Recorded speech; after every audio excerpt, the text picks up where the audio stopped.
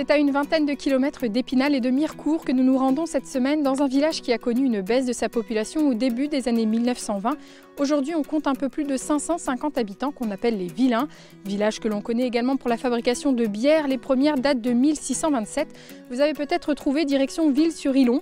Nous partons rencontrer Jean-Aimé Morisot qui nous accueillera dans un lieu chargé d'histoire dans ce village, l'écomusée de la Brasserie. En fin d'émission, évasion et calme garanti dans les cocons de Lyon. Et pour débuter, bien sûr, nous sommes avec vous, Colette Comès-Dautré. Vous êtes maire de la commune depuis 2014. Qu'est-ce que ça signifiait être maire pour vous à l'époque en 2014? Alors en 2014, donc avant de mon élection, j'étais déjà première adjointe. Le maire, l'ancien maire étant parti dans un autre village, donc moi, native de Ville-sur-Illon, j'ai souhaité reprendre la suite. Bon, pour moi, c'est important d'être présente dans ce village qui m'a vu grandir et voilà. Alors aujourd'hui, beaucoup disent que maire, c'est devenu usant, c'est devenu plus difficile. Est-ce que c'est un constat que vous partagez? Alors, je dirais qu'en quelques années, on a vu un changement. Il y a une lourdeur administrative qui est très, très importante. Et moi, je passe à la mairie donc tous les jours et je pense qu'il y aurait encore beaucoup à faire. Alors Ville-sur-Illon est un petit village de 550 habitants, je le disais, qui a perdu en nombre d'habitants. On était à plus de 1000 au début, avant les années 1920, avec des associations, des petites entreprises et des exploitations agricoles. C'est un village qui vit. Oui, nous avons sur ce village 6 exploitations agricoles. Quelques artisans, c'est vrai qu'avant, il y avait une trentaine d'artisans, il y avait des cafés, boulangeries, boucheries, on a tout perdu. Voilà, c'est regrettable pour ça, donc il faut qu'on trouve une solution par rapport au pain, par rapport… des petites commodités finalement. Voilà, un marché du terroir, pourquoi pas, des casiers comme on fait un peu partout. Voilà, ça c'est à réfléchir aussi. Alors point positif tout de même, il y a toujours une école ici à Ville-sur-Illon, une crèche, et ça c'est pas négligeable quand on veut essayer d'attirer de nouveaux habitants. Alors c'est sûr que Ville-sur-Illon, bon, donc on a une école avec 3 classes. L'école a été rénovée en 2015 aussi, qui s'est agrandie parce qu'on avait un nombre d'élèves assez important. Donc on a la crèche aussi qui accueille les tout petits, on a un EHPAD aussi. Donc, des petits jusqu'aux plus âgés. Voilà, la crèche est dans l'EHPAD. Ça permet d'entretenir le lien intergénérationnel. Tout à fait. On peut dire que ça va chez vous quand même à Ville-sur-Illon alors? Je dirais que ça va pas trop mal, voilà. Alors en termes de projet, on est devant l'église aujourd'hui. Il y a un projet de réfection. Il y a un projet de rénovation de la toiture de l'église. L'église qui est classée monument historique. Oui, bien sûr, qui est classée, donc on ne peut pas faire n'importe quoi. On a un diagnostic par les architectes de Bâtiments de France pour savoir les travaux envisagés. On s'aperçoit aussi qu'il y a quelques fissures sur l'église, donc ça a surveillé aussi. Et d'autres projets, peut-être plus du quotidien ou de la sécurité, j'ai envie de dire, dans le village? Voilà, donc on réfléchit aussi sur un projet par rapport à la sécurité dans le village, parce qu'on est traversé par 2 RD. Ça circule beaucoup et très vite. Un projet aussi, la rénovation pour le chauffage de la salle des fêtes, l'école et la mairie, peut-être par une chaufferie bois. Nous avons le bois. La commune a 270 hectares de bois, donc tout est regroupé ensemble, donc ce serait possible de faire cette chaufferie bois. Et pour les jeunes, un projet aussi intéressant? Alors pour les jeunes, nous avons déjà mis, il y a quelques années, une petite aire de jeu, et là, on va faire un city park ou stade multisport, voilà. Donc beaucoup de projets, on comprend qu'il y a besoin de temps pour s'occuper de Ville-sur-Illon. Il y en aura encore d'autres, comme l'aménagement de bourg qu'on devrait faire aussi, mais tout ne peut pas se faire en même temps, et voilà, donc… il faut le temps. Il faut le temps. Merci Colette Comès-Dautré pour votre accueil ici à Ville-sur-Illon. Nous poursuivons notre découverte du village, direction l'écomusée de la Brasserie. Les premières bières de Ville-sur-Illon datent de 1627. Il faut cependant attendre 1887 pour voir débuter les travaux de la grande brasserie construite par Jacques Lobstein. Cette brasserie a cessé la fabrication de la célèbre Vosgienne en 1956. Aujourd'hui, c'est un musée géré par une association. Explication. Jean-Aimé, merci de nous accueillir ici donc dans l'écomusée de la Brasserie. Alors je le disais en quelques mots en introduction, une place très importante, la bière a une place très importante ici à Ville-sur-Illon et il faut remonter très loin. Oui, donc Ville-sur-Illon est un des grands sites brassicoles du département des Vosges. La première brasserie, je l'ai retrouvée donc, dans des documents et elle date de 1627. Elle était installée donc, chez un aubergiste parce qu'à cette époque-là, Ville-sur-Illon était un bourg très important avec des foires et un marché hebdomadaire. Et après, donc et 1887. Ensuite, donc, il y a eu une grande éclipse, et c'est seulement vers 1840 qu'on voit réapparaître 2 brasseries artisanales. Comme il y en avait beaucoup à ce moment-là dans les Vosges, il y en a plus d'une centaine.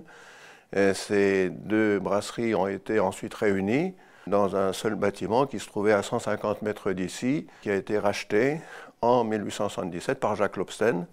Et celui-ci, donc, ne pouvant pas la moderniser, a décidé donc, de la remplacer par une nouvelle brasserie plus moderne et plus pratique pour fabriquer de la bière de basse fermentation. Donc voilà, la famille Lobsten a un rôle très important ici dans le monde de la bière. D'abord Jacques, donc, qui a l'initiative de la construction, puis ensuite René, donc son fils, qui lui a modernisé le brassage et a l'initiative de la salle Art déco. Oui, donc la famille Lobsten, comme son nom l'indique, est d'origine alsacienne. Elle est originaire de Brumath, qui est aujourd'hui un peu la capitale du houblon en Alsace. Donc il est venu s'installer dans les Vosges en 1871, comme beaucoup d'Alsaciens. Donc c'est à lui qu'on doit donc la création de notre brasserie. Est-ce que les techniques de brassage ont évolué avec le temps? Bien, c'est-à-dire qu'à l'époque des brasseries artisanales, on faisait de la bière à fermentation haute, et dans les brasseries industrielles, on fera de la bière à fermentation basse, qui se conservait bien mieux et qui était de meilleure qualité.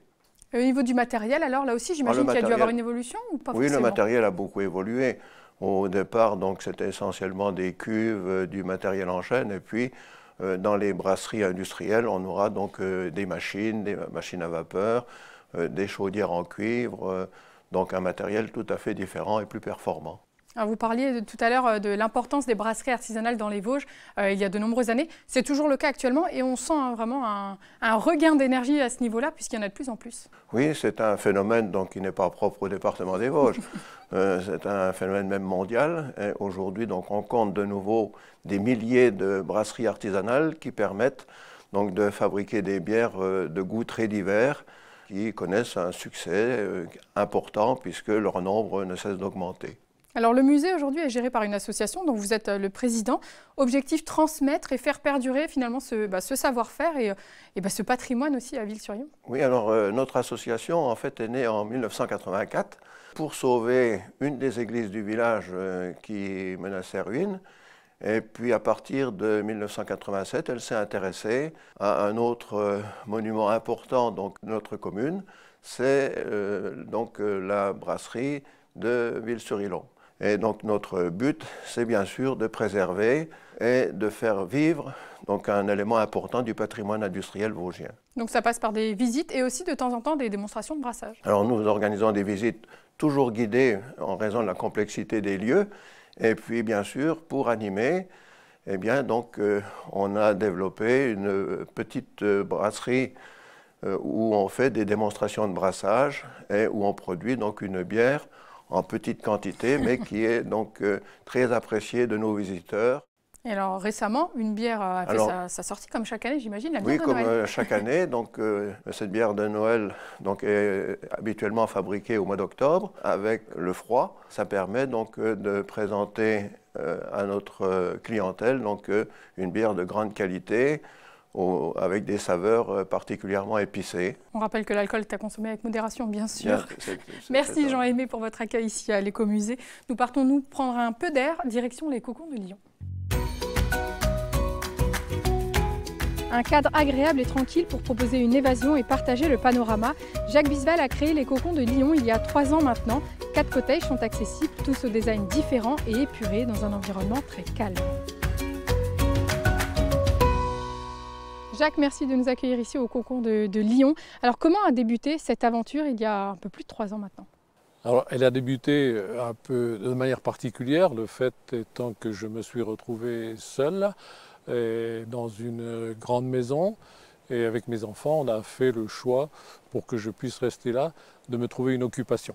Et c'est dans ce sens-là qu'on a décidé de créer des hébergements insolites parce que c'est vrai qu'en plein milieu des Vosges, à Ville-sur-Illon, dans un cadre complètement rural, ça paraissait un peu insolite. C'est pour ça qu'on a décidé tout de suite de réserver ces hébergements à des couples qui voulaient se ressourcer, se détendre, au calme, se détendre. Et on a tout de suite décidé de construire des hébergements relativement cossus pour que les gens puissent venir toute l'année. Donc ils sont isolés, chauffés, et d'ajouter à chaque fois dans chaque hébergement un spa privatif. On sent vraiment l'esprit cocooning, l'esprit détente. Hein. C'est vraiment ce que vous recherchez, ce que vous vouliez proposer à vos hôtes. Complètement. Cet esprit-là, cocooning. D'ailleurs, le nom est sorti un peu de là. Les cocons de Lilon. Est-ce qu'on arrive à se faire une place dans ce milieu, dans ce monde de l'hébergement insolite, alors que ce soit au niveau national et même au niveau des Vosges, parce qu'il y en a beaucoup? Et la place, bien sûr qu'elle n'est pas facile à faire. Après, tout est une question de communication. Donc c'est tout un travail de tous les jours pour pouvoir justement nous faire connaître. Est-ce que vous avez ressenti l'effet Covid, alors positivement ou négativement? Dès le déconfinement, on peut dire que ça a explosé. Ça nous a permis de nous faire connaître un peu plus rapidement. Puisque maintenant, il y a bien sûr le bouche à oreille qui commence à bien fonctionner. Bien sûr. Alors avec plutôt une clientèle locale ou d'où viennent finalement vos clients? Essentiellement le Grand Est. Et dans le Grand Est, plutôt l'Alsace, la Moselle. Mais voilà, on a beaucoup de Strasbourgeois. Et alors quand elles viennent, les personnes, est-ce qu'elles viennent aussi justement pour les valeurs que vous vouliez mettre, le calme, la nature, c'est exactement 100% ça. pour ça. C'est ce que les gens viennent rechercher. Ils sont prêts à faire ces 2 heures de route en général pour retrouver, ils l'ont bien compris, ce cadre rural de calme, de quiété. C'est ce qu'ils viennent rechercher en couple. Et là, on a visé juste dès le départ. Donc ça montre qu'on peut faire de l'hébergement insolite, accueillir des gens, même quand on n'est pas dans une grosse station, dans une grosse ville où il y a... Tout à fait. Et c'est comme ça qu'il a fallu se démarquer, proposer à notre clientèle des hébergements de bonne qualité. Est-ce qu'il y a des projets ou des nouveaux cottages en préparation, ou au moins dans un coin de votre tête peut-être?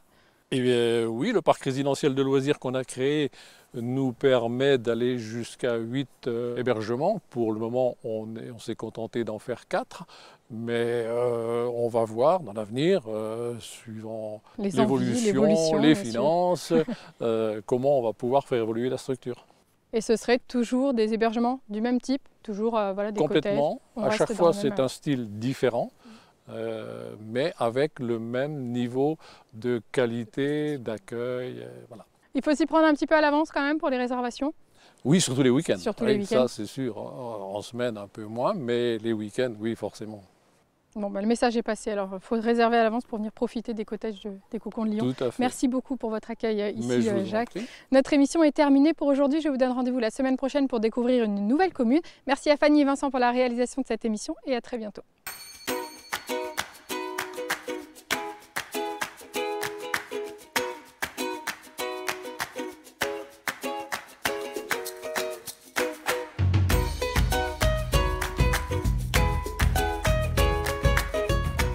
Elle est bonne la bière de Noël.